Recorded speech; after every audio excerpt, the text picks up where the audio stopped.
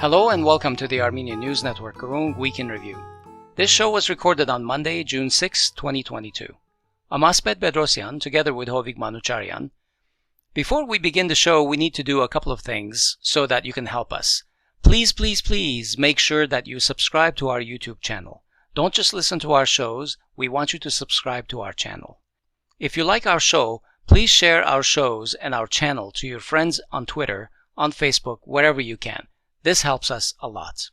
Finally, if you're listening to us on any of the podcast platforms, like on your mobile phone, Androids, iPhones, whatever, and you use Spotify, then consider leaving a good review as it helps to improve our rating and ability to reach more people. Subscribe to our podcast channels. Finally, we are active on Twitter and Facebook, so please follow us on Twitter, join our Facebook group, and like our Facebook page. This helps us a lot. Thank you in advance, and we love it when our listeners remain in touch with us. Okay, on to our show. This week, we're going to talk about the following major topics. Yerevan protests continue. The parliamentary opposition continued its civil disobedience, and the rallies are gaining momentum. As a result, we've also seen police brutality ramp up. We'll talk about the direction of Yerevan politics. The state of the negotiations on Artsakh. Where is the EU steering the Armenian-Azerbaijani negotiations about a so-called peace agreement? And we are going to very quickly talk about the MPG Gallup poll results. A couple of weeks ago, a new poll result came out, conducted by MPG Gallup International. We'll review some of the slides for conclusions. Now, to talk about these issues, we have with us Benyamin Poghosyan, who is the chairman of the Yerevan-based think tank Center for Political and Economic Strategic Studies. A quick note to our listeners about Dr. Poghosyan. We talk to him often, and our listener feedback about his insight and clarity is 100% positive. Dr. Poghosyan is one of the most prolific analysts in the South Caucasus, and if you want advanced access to his material, he has a Patreon account. You can support him as well as get to his articles immediately after he publishes them. Go to patreon.com, patreon.com/Benyamin_Poghosyan. The link is in our show notes. Click on his name near the top.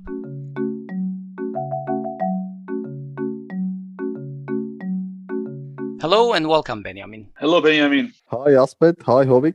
Okay, let's go into our first topic right away then. This past week, the opposition continued its rallies and protests unabated. There was focus on the judicial side, with the parents of fallen soldiers of the 44-day war seeking justice for their losses, and the week culminated with a large rally on June 3rd, the date on which the opposition had demanded an emergency session of the National Assembly to get a vote by all parliamentary parties on where they stood on the issue of the Nagorno-Karabakh status. Needless to say, civil contracts scuttled that vote, right? Nothing happened. The ensuing opposition rally was very large, and police tried to close multiple streets and intersections and started cracking down, arresting, and severely injuring dozens of protesters completely unprovoked. There's a link for you in the show notes. So we saw some videos of the Red Berets getting pretty upset with the Black Beret police, who were unnecessarily beating protesters. Benjamin, the question on this is, what is your read of the domestic politics in Yerevan? What's going on here, in your opinion? Okay. Interesting question. So we see the continuation of opposition movement, but at the other hand, my strong belief is that Prime Minister definitely is not going to resign. And my understanding is that the issue even is not the number of protesters, because there's a lot of people are telling, look, we have 15 or 20,000 people in the street. If we have 50,000 people in the streets, probably Prime Minister is going to resign. I have great doubts that even if we will have 50 or even 70,000 protesters in the streets, Prime Minister is going to resign, because his position is very clear and understandable. First, he says that, okay, guys, just 1 year ago, I got a mandate through early parliamentary elections. And second, all understands that if Prime Minister resigns, he may face very tough questions from different sides, including legal questions regarding his actions or inactions, both before, during, and after the 2020 war. So from Prime Minister perspective, resigning and losing control over the law enforcement bodies and losing administrative control may end very badly for him personally, and even not politically, but personally in the right term, in the right understanding of this term. Indeed. So we are somehow in the deadlock because, okay, he's not going to resign. The second issue is that at the end of the day, the protest started when Prime Minister made his now infamous speech on April 13 in Parliament, speaking about some international community requests to decrease the bar on status of Nagorno-Karabakh. And a lot of people now are in the streets, not directly because they want Pashinyan to immediately resign, but because they say that we are not going to allow Nagorno-Karabakh to be recognized as part of Azerbaijan. And if Prime Minister is going to do that, then we are going to fight Prime Minister. But after April 13, somehow Prime Minister at least publicly backpedaled. Of course, we do not know all details, for example, in the last meeting in Brussels, which held in May 22, because no one of us were behind the closed doors. But at least publicly, I have a feeling that the Prime Minister backpedaled, and this backpedaling especially started after he met with Russian President Vladimir Putin on April 19. Yeah. Now, yes, again, as a Prime Minister and the inner circle of the ruling party, they speak that, yes, definitely, the first issue is not status of Nagorno-Karabakh. The first issue is the rights and security of Armenians of Nagorno-Karabakh, and the status should derive from them. But the overall understanding is that they are hinting that, okay, we will put so high bar for this right and security of Armenians of Nagorno-Karabakh, then Azerbaijan will never satisfy our demands, and this will give us the opportunity to reject Azerbaijani offers and simultaneously to message to international community that, look, we are not spoilers, we are constructive. We even are ready to theoretically recognize Karabakh as part of Azerbaijan under international guarantees with wide autonomy. While, look, President Aliyev publicly stating that there is no Nagorno-Karabakh, and currently Azerbaijani authorities are rejecting even cultural autonomy for Nagorno-Karabakh, telling that there is no Nagorno-Karabakh. But this backpedaling of Armenian authorities, at least again publicly, resulted in the situations that, okay, we see the core protesters, okay, we can manipulate on numbers, they are 10,000, 15,000, 20,000, they are not going to disappear, but because part of the protest movement was directed against some apparent attempts by Armenia to recognize Nagorno-Karabakh as a part of Azerbaijan, or at least fears that Armenia is going to do that. Now, when authorities backpedaled, somehow the urgency of protests disappeared because some people are telling, okay, definitely I am against for Armenia recognizing Nagorno-Karabakh as a part of Azerbaijan. But okay, there was some urgency immediately after the Prime Minister's speech on April 13. But now we do not feel that urgency. I mean, there are even negotiations has not started. There are no draft agreement. No one knows when negotiations may start, when this draft agreement will be elaborated. No one knows what will be in this draft agreement, and this may take years. My understanding is that the fact that there is no growth of number of protesters is that some part of society, they believe that there is no such an urgency, that, okay, Prime Minister is going to Geneva, for example, on July 1st, he's going to sign an agreement with President Aliyev, peace treaty between Armenia and Azerbaijan, and he's going to recognize Nagorno-Karabakh as a part of Azerbaijan because there is no such an urgency. This also brings us to the situation when there is this 15, 10 or 20,000 protesters. They are not disappearing, but also numbers are not growing. And we are in the interesting situation of deadlock. And my understanding is that this protest may continue for months because these people who are protesting, they will continue to protest. Prime Minister will not resign.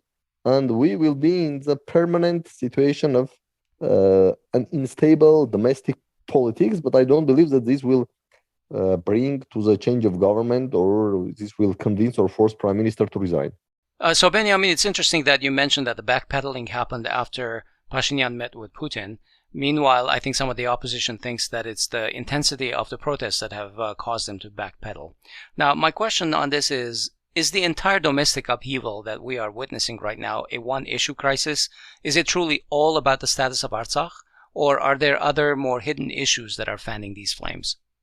Okay, my understanding is that it's not all about Artsakh. Definitely, there is a growing disappointment from Velvet Revolution or change of government, regardless of what term we use to describe the events of April, May 2018. Definitely, there is a growing disappointment, and I believe everyone will accept that, for example, if now we will have another parliamentary elections, most probably civic contract or Nikol Pashinyan will not get his 54% of votes, which means that his popularity continues to decline. I mean, for example, if in May, June 2018, current prime minister was almost a god, maybe with approval ratings of 85 or even 90%, then we see that, for example, in June 2021, his ratings was close to 54. Now, my understanding is that his ratings could be maximum 30 to 35%. So the another reason is that there is a growing disappointment, and not only on Karabakh issue, on the terrible losses which we passed through during the 2020 Karabakh war, but also there was no significant increase of living standards of average Armenians. Of course, we may say that this was due to the COVID-19, then to this war in Ukraine, and there are a lot of crises going all over the world, and in many countries, even in developed countries, there are problems, inflation, declining living standards. But from average perspective of our citizen of Armenia, it says, okay, in April, May 2018, I was promised that within 1 year, some 4 or even 7 billion those stolen dollars will be brought back to Armenian state budget. We will finish with Armenian external state debt with this stolen money. But for example, in last 4 years, the Armenian external or national debt increased for approximately another $3 billion. Right. So there is a growing disappointment, and not only on Karabakh. Some analysts and observers have said that the opposition today is using the same or similar tactics to what Pashinyan used in 2018. Is what's going on today reminding you of 4 years ago? For some, partly yes, but partly no, and I will concentrate on the differences. What are the differences? My understanding is a key difference is that, for example, in 2018, there was personified good and personified evil. So there was a personified good, Nikol Pashinyan, like a hero who is fighting against corrupted mafia state. And there was a personified evil, the third president, Serge Sarkisyan. Even the slogan was very simple, reject Serge.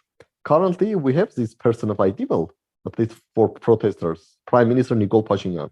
But we do not have this clear personified good person. Who is this personified good person? Is Robert Khocharyan, is Serge Sarkisyan, is Iskhan Sagatelian, is Artur Vanetian, is maybe someone else. So this is one of the key differences. And also, let's not forget that now the slogan or the key message is that Artsakh should not going to be part of Azerbaijan. Let's say that the current protest, if we will try to bring it to one sentence, that, okay, Nagorno-Karabakh should not be a part of Azerbaijan. That many people agree on that. But again, because there is no explicit statement from even Prime Minister that, yes, I'm going to fly to Geneva or United States or Moscow and sign an agreement explicitly recognizing Nagorno-Karabakh as a part of Azerbaijan, this slogan is not resonated in all of the people living in Armenia, while due to more objective and subjective reasons, the slogan reject Serge was resonating among much more numbers of Armenian society. So my understanding is that these are the two key differences between what we had in April, May 2018 and what we have now. And at the end of the day, the last difference was that despite all this anger against Serge Sarkisyan, there was no feelings that if Serge Sarkisyan resigns, he would immediately should put into the jail and he will have huge problems for personal security. While, again, as I mentioned, Prime Minister understands that if he resigns and lose control over law enforcement bodies, most probably he will have also problems with his personal security, not only for his political future. Yeah. You've answered a lot of my questions about this section. On Groong, we continue to see in member comments the deep polarization in the Armenian society. There is strong support for this opposition movement, but there are still many pro-Pashinyan people, right? And they have, in my opinion, they have the same themes that they had in the past 4 years. For these protests, they maintain that this is Nakhkin-led attempt to return to power. Others say that this is an ARF-led coup attempt. Do you think this narrative works at all? Are you hearing it in Yerevan on the streets or anything like that? My understanding is that also I will add a look. In 2018, Nikol Pashinyan had almost no negative rating. Yes, part of society didn't perceive him as a serious guy, telling that, okay, this is a populist guy. He has no experience, but at least he had no significant negative rating, Right. because people had a feeling that okay, this guy starting from back in 2007, he was fighting against the regime. He was active participant in the presidential campaign of Levon Petrosian. Then he was arrested. He spent up to 18 months in the jail, and we all know that in any case, society has more positive feelings to the people who have been jailed or who have become victims.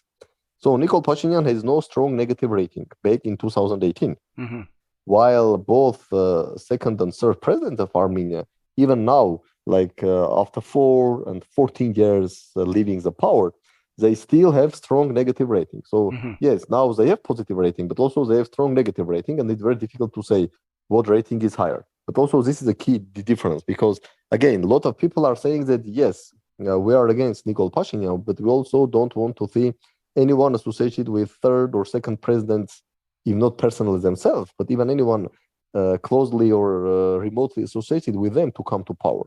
And this also helps Pashinyan, because again, in 2018, he had no or few or very little negative rating. Yeah. So what is the narrative that's actually keeping people home?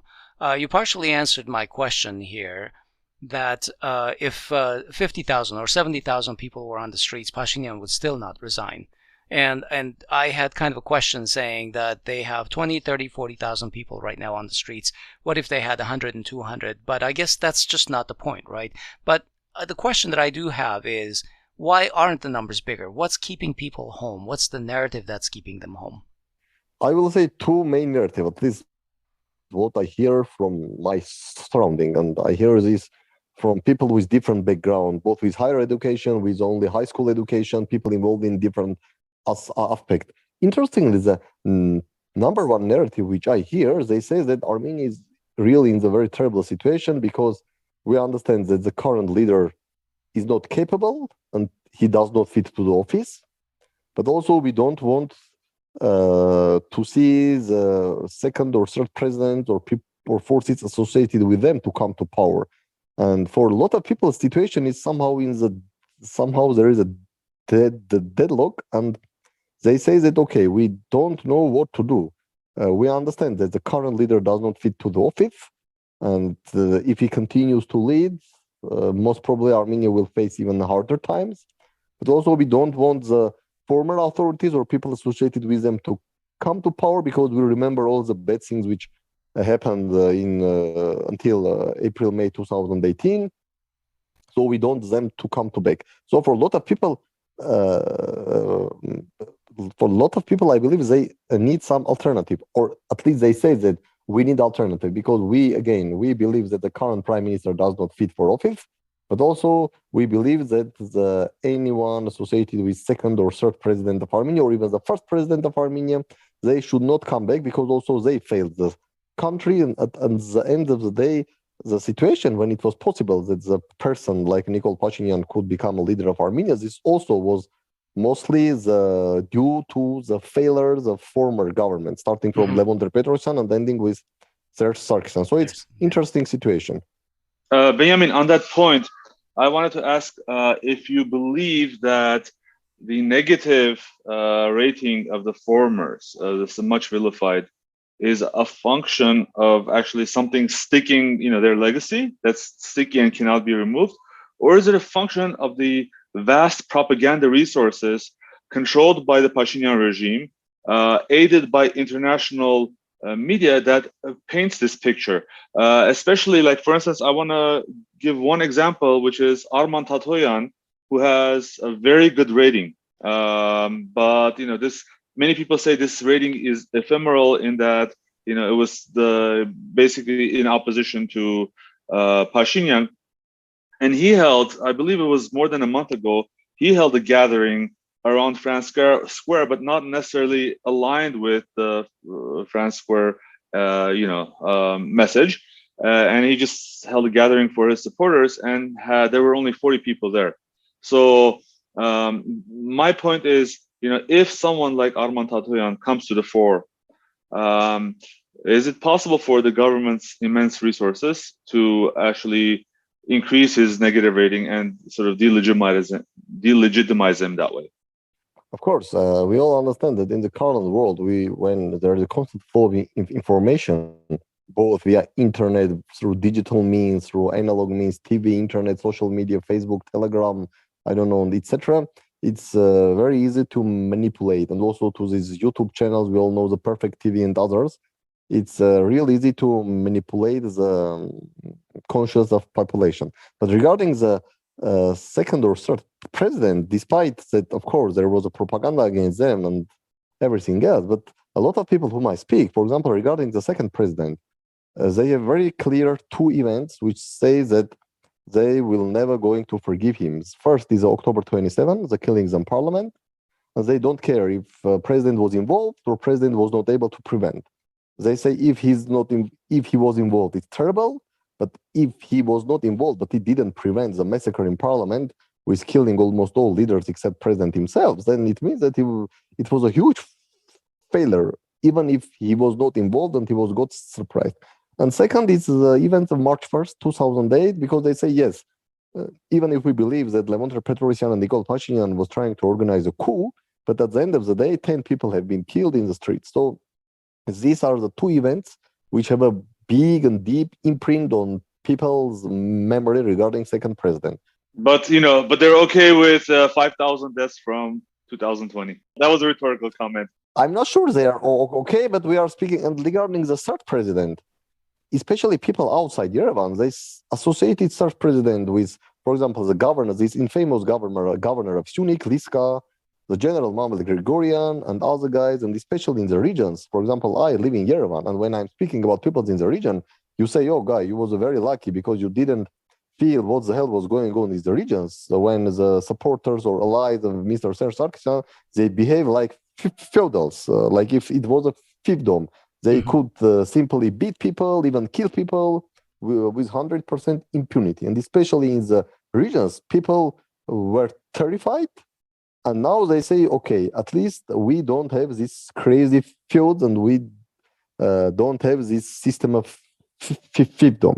And a lot of people, especially in the regions, when I asked or when we have a discussion, okay, why mostly regions supported Pashinyan in early parliamentary elections, I mean June 2021, because, for example, in Yerevan, if you receive some 35-40%, in regions you received more than 60%, and regions helped Pashinyan to have this 54% and have one-party government. A lot of people from regions told that because people who lived in Yerevan, especially in the period of 2008-2018, you didn't face the terrible things which we faced daily during the period of Sarkisian presidency. So if for Robert Kocharian, the key negative things are associated with October 27 and March 1st, 2008, regardless he was involved, he was not involved, or what happened, for Sarkisian, the key negative thing is the rampant corruption and this impunity of local feuds, or I don't know, local governors, generals, or whatever else. At least this is what I hear from people living from Echmiadzin until Goris and Kapan. Yeah, some very complex feelings and emotions surfacing in the politics there. As a reminder, we have almost daily discussions related to the protests in France Square on Twitter using the Twitter Spaces feature. We feature interesting guests and almost anyone we can find hanging out on the square or related to the resistance movement, and sometimes even outside of that. For instance, last week we featured an interview with the wife of Avetik Chalabian, a political prisoner currently being held by the Pashinyan regime. Anait Adamian was our guest, and we featured many such guests. So please make sure, if you're interested to have a closer sort of following of the events, make sure to follow us on Twitter to be notified when we start the live discussions, which happen Groong. almost daily. Yeah, our handle on Twitter is just simply Groong. Let's move on to the state of negotiations on Artsakh. Benjamin, you recently had written about the negotiations between Armenia and Azerbaijan now taking place under the auspices of the EU co-president, Charles Michel. Right on the day that we talked to you, on May 23rd, Pashinyan and Aliyev announced their border demarcation commissions, and these commissions have met a couple of times already. So I wanted to ask, the heads of the commissions met on the borders, and the full commission, I believe, at least met in Moscow at least once. As negotiations continue, Aliyev has kept up his rhetoric of victory, so-called victory, claiming that Pashinyan agreed to opening a Zangezur corridor. Pashinyan denies this, and Charles Michel confirmed him. But Michel also had to backtrack on his statements he had made on May 23rd during that meeting in Brussels that undermined Artsakh's or Nagorno-Karabakh's right to self-determination. So with this background, Benjamin, can you tell us about the dynamics of the negotiation process under the EU auspices, and why is EU even involved here? Because they're not involved in the Minsk group. Yeah. A very interesting question. According to what I have understood, when Charles Michel visited both Armenia and Azerbaijan in July 2021, approximately 1 year ago, then he simply offered Pashinyan and Aliyev that, guys, if you need an additional platform to meet, EU can provide this additional platform. And my understanding is that EU was harshly criticized during 2020 war because EU was absent. There was no European Union during the war and also at the final days of the war. EU has zero involvement, for example, in the elaboration of EU, and also France as a co-chair has zero involvement in the elaboration of November 10, 2020 statement. Now, there was a lot of criticism against EU that, look, guys, yes, EU is not an OSCE, EU is not a member of OSCE Minsk group, but at least both Armenia and Azerbaijan were part of Eastern Partnership Initiative. And there was a lot of criticism against European Union that war happened in the Eastern Partnership, and there was almost no reaction from European Union, only by some statements from Josep Borrell and Charles Michel that, okay, war should be stopped, but it was general statement means nothing. And as far as I understand, after this tough criticism against the EU, that at least the EU did not do anything during the war, but at least do something, then Charles Michel decided that, okay, maybe I will offer to create an additional platform if Armenia and Azerbaijan believe that they need this additional platform. I mean, additional to the platform of the negotiation in Moscow. And he made this offer in July 2021, first in Yerevan and second in Baku, that if you need an additional platform and if you believe that this additional platform can be useful, then European Union is able to provide this additional platform. So in parallel, by going to Moscow and discussing these issues with mediation of President Putin, you can also come to Brussels and discuss these issues with mediation of Charles Michel.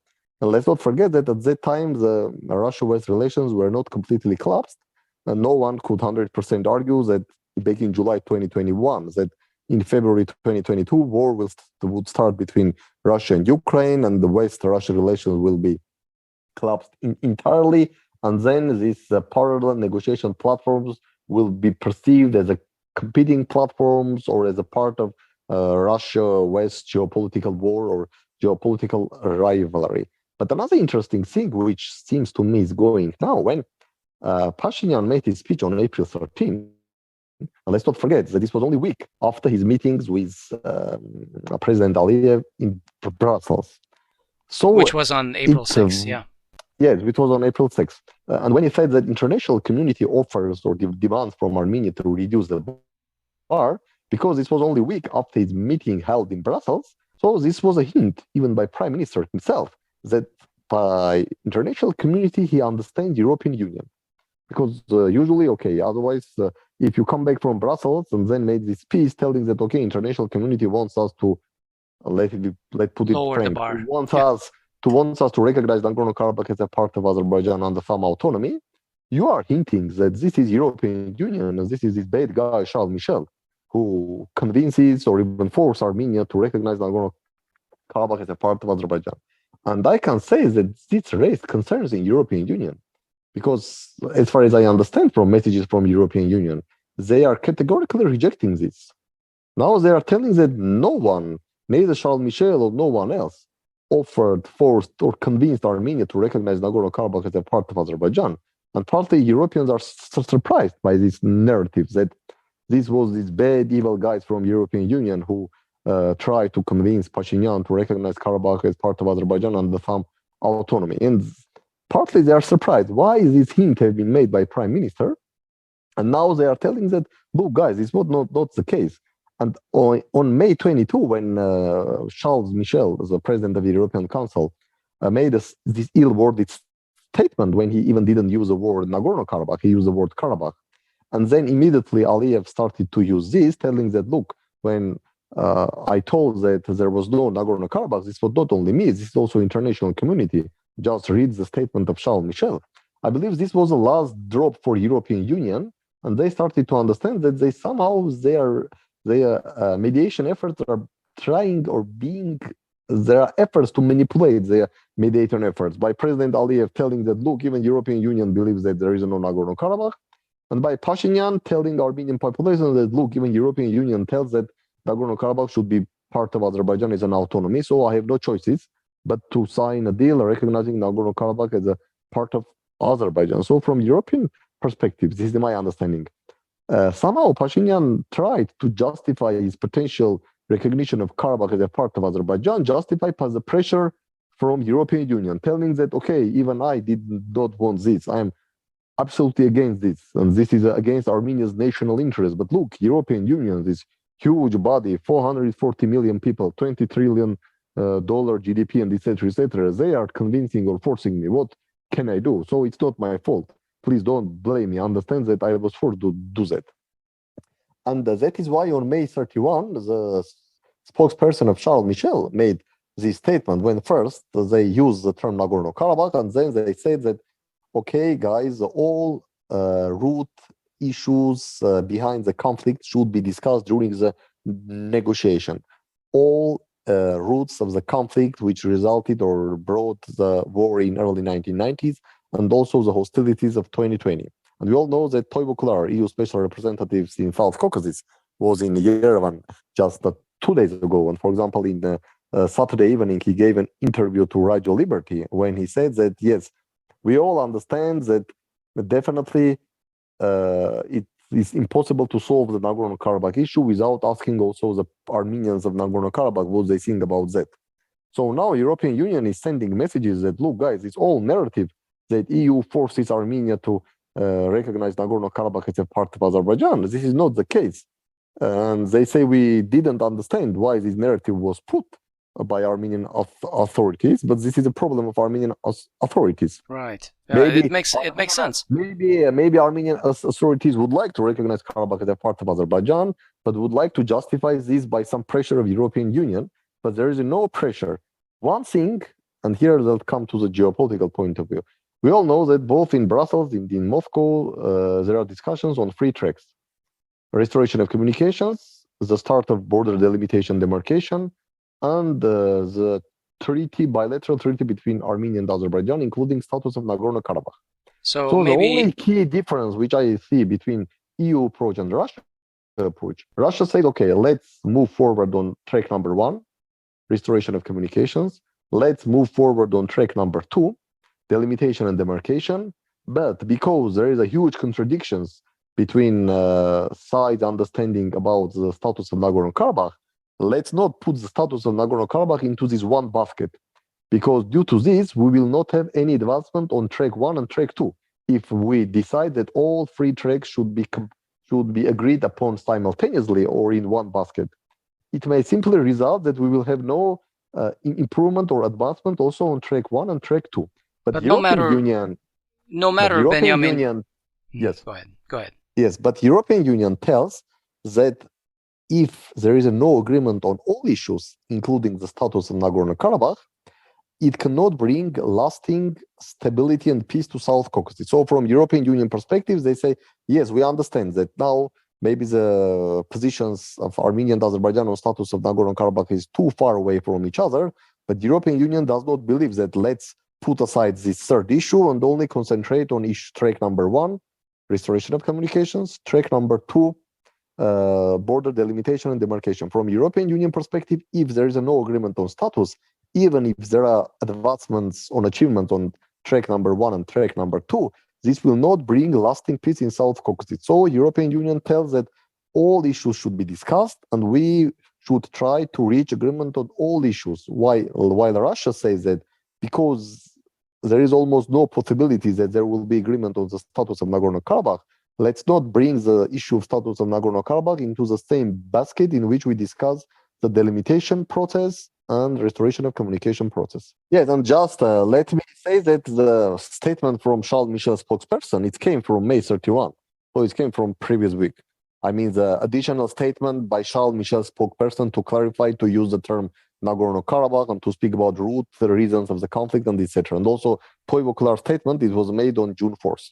Right. Just a couple of days ago. But I just want to say that according to what you said, Benyamin, it seems like the Armenian authorities basically needed a bad cop so that they looked like the good cop. They were trying to say the EU is trying to demand some kind of a lowering of the bar. But regardless of who was to blame, some damage seems to have been done, right? Because Artsakh Beglaryan, just a couple of days ago, Artsakh's Minister of State, said that the Nagorno-Karabakh Republic does not accept the EU as a mediator. Other declarations have also started to indicate there's a potential difference in the policies of Stepanakert and Yerevan.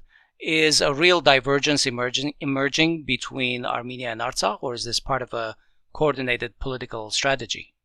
It's difficult to say this is part of coordinated political strategy or no, because this is a case which you cannot make an assessment as an analyst. You should either know or don't know. And I have no information this is coordinated or not coordinated. But definitely, if in Artsakh there was a message also coming from Armenia that this is a bad European Union who convinces or forces Armenia to recognize Nagorno-Karabakh as a part of Azerbaijan, definitely the reaction of Nagorno-Karabakh is 100% natural. But okay, first of all, the EU has no mandate on Nagorno-Karabakh issue. So what on the hell the EU put its note into this issue and then starts to force or convince Armenia to recognize Nagorno-Karabakh as a part of Azerbaijan? So reaction from Nagorno-Karabakh Republic authorities are objective and natural because they also receive the messages from Armenia that this is bad Europeans who tries to convince or force us to recognize Nagorno-Karabakh as a part of Azerbaijan. And of course, by hearing this, of course, Nagorno-Karabakh Republic authorities should state that, first of all, EU has no mandate to be mediator, and definitely EU has no mandate to convince or force Armenia to do or not to do anything. So this negative reaction from Nagorno-Karabakh Republic authorities against EU is, I fully understand this, as a result of the messages which they hear from Armenia that potentially this is European Union who thought to force or convince Armenia to recognize Nagorno-Karabakh as a part of Azerbaijan. But yes, as a result of all this not very clear situation, when, as you mentioned, it's difficult to understand to who was a bad guy or bad cop or good cop or who was manipulating by whom, at the end of the day, we have a situation when, yes, we had statements from Nagorno-Karabakh Republic against the European Union, and this was immediately used by Azerbaijan in geopolitical games, sending messages to the West, like, look, Nagorno-Karabakh is under control by Russian peacekeepers, and now Russia uses Nagorno-Karabakh as another pawn in its fight against West. Russian Foreign Minister Lavrov will be in Ankara this coming week to discuss wide-ranging issues between the two countries. Artsakh seems to be on the table. He's also slated to visit Armenia later this week as well. In the context of cooperations and competitions between these two countries, what is the status of Nagorno-Karabakh or Artsakh, in your opinion? Is it really a tradable asset as envisioned by these world powers? Yes, Lavrov will be in Ankara on June 8, and he will be in Yerevan on June 10, I believe, to participate in CSTO summit of CSTO foreign ministers. Frankly speaking, I don't believe that Artsakh will be among the top in Lavrov's meeting in Ankara. Currently, all efforts here are concentrated on elaborate some scheme which will allow the Ukraine wheat or Ukraine grain to be exported from these Ukrainian Black Sea ports, especially from Odessa. And Turkey is involved in this, and Erdogan would like to gain additional diplomatic victory from this, telling that, okay, through the mediation of Turkey, at least sub-Saharan Africa was saved from hunger, because we all know that according to UN World Food Program estimates, if there is no solution to this issue of the blockade of Ukraine ports, maybe up to 100 million people will start to starve within several months, especially in sub-Saharan Africa. So, as far as I understand, United Nations, Turkey, Ukraine, and Russia now are in active, close negotiations to elaborate some scheme which will allow Turkish forces to enter the Ukrainian ports, to demine these Ukrainian ports, and then to accompany the international ships which will transport this grain from Ukraine to the international market, and the involvement of Turkish military somehow will give guarantee to Ukraine that Russia will not use this demining to enter the Ukraine port, especially Odessa, because Ukrainian put mines around the port of Odessa, seeking to prevent Russians from attacking from the sea through marines. And now I believe the key issue, which will be discussed on June 10 in Ankara, will be to finalize this scheme, which will allow to restart the export of Ukraine grain or Ukraine wheat from Black Sea port, especially from Odessa. Of course, Artsakh also could be discussed, but I don't believe that currently there will be a lot of discussions on Artsakh in Ankara, and Turkey will try to trade Artsakh for something else. Definitely, the second issue will be this upcoming Turkish military offensive in northeastern Syria. Erdogan stated about that, and we all understand that Erdogan needs another victorious war to boost its positions ahead of 2023 presidential elections. Also, there are some rumors that Erdogan wants to have this victorious war and then call early presidential elections in November 2022. But at the end of the day, also this should be discussed, because in northeastern Syria, yes, there are American troops, 900 US special forces are deployed in northeastern Syria, which is governed by Syrian Democratic Forces, mostly Kurdish-led organizations, which was created by US support to fight ISIS back in 2017. But also Russian troops are deployed there. For example, there are Russian troops deployed in Manbij.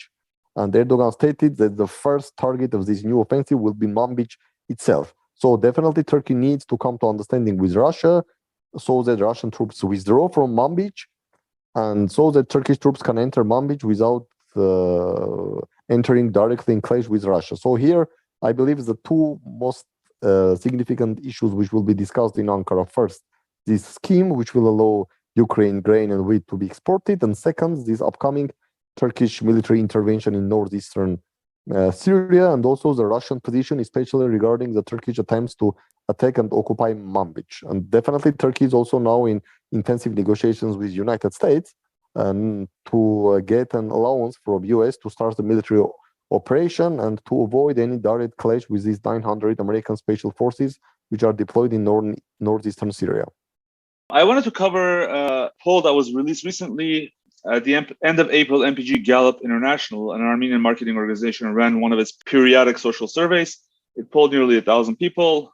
And the questions focused around Armenia's diplomacy, issues around Artsakh, and especially the results of the recent meeting in Brussels between Aliyev Pashinyan and Charles Michel. To bring up just a few data points, there are others, but more than 50% had negative or very negative view of the results of the meeting in Brussels. And another point that I found interesting was that a vast majority, 89.3%, indicated that a status of Artsakh within Azerbaijan is unacceptable, while only 4.4% found that such a thing could be acceptable. This seems to be jive with other polls conducted over the last few years.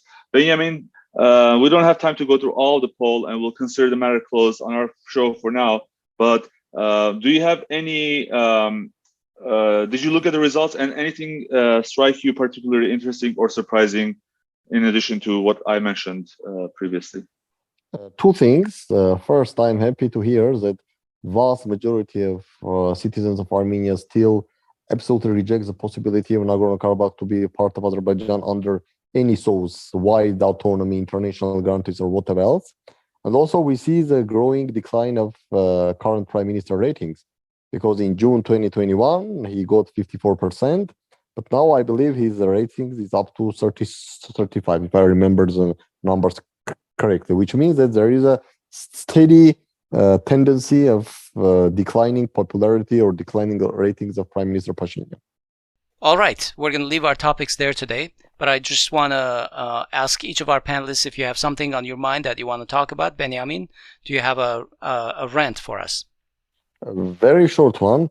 I just surprised why, for example, US dollar depreciated in Armenia for up to 20% in the last 3 months, but we do not see the decrease of price of imported goods, because usually when dollar goes up, the prices in Armenian dirhams for imported goods going up, and importers telling that, look, we are paying in dollars, that is why we have to increase the prices in Armenian dirhams. But now we have the decrease of US dollar value of up to 20%, but we don't see any decrease of imported good prices in Armenian drums. Very good. Thank you, Benyamin. Thank you very much for your time. Thank you. Thank you. It was always a pleasure to be with you. Thank you, Benyamin.